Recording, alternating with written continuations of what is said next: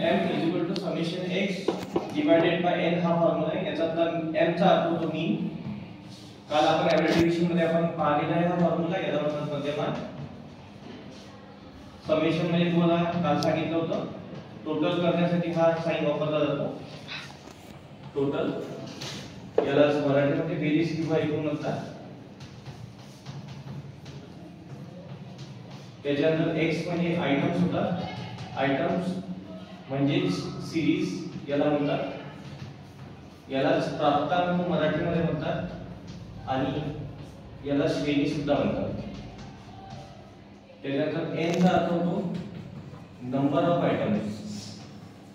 Number of items याचा अर्थ होतो मराठीमध्ये एकूण प्राप्तांक संख्या.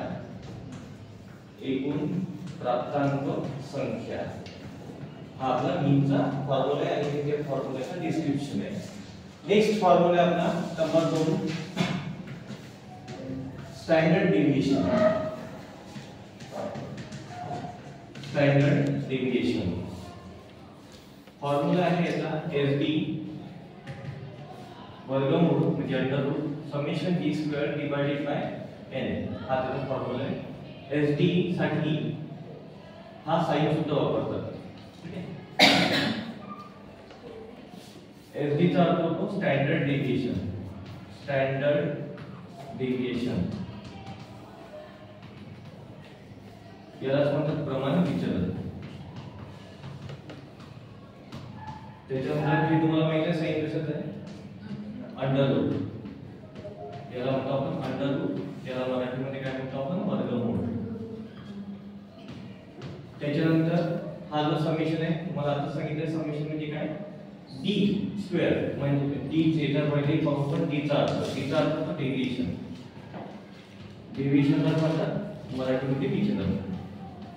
आणि याच्यामध्ये दिलेला आहे d स्क्वेअर याला म्हणतात स्क्वेअर ऑफ डेविएशन.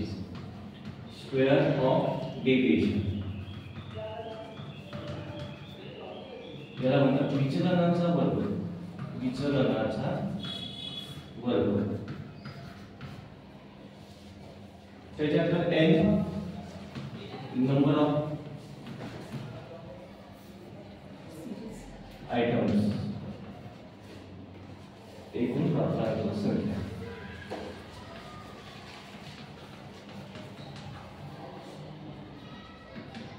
अशा प्रकारे आपण पाहिलं मीनचा फॉर्म्युला आणि मग पाहिले आपण स्टँडर्ड डेविएशनचा फॉर्म्युला आणि त्याचं विश्लेषण. आता आपण पाहू याचा पहिला प्रॉब्लेम.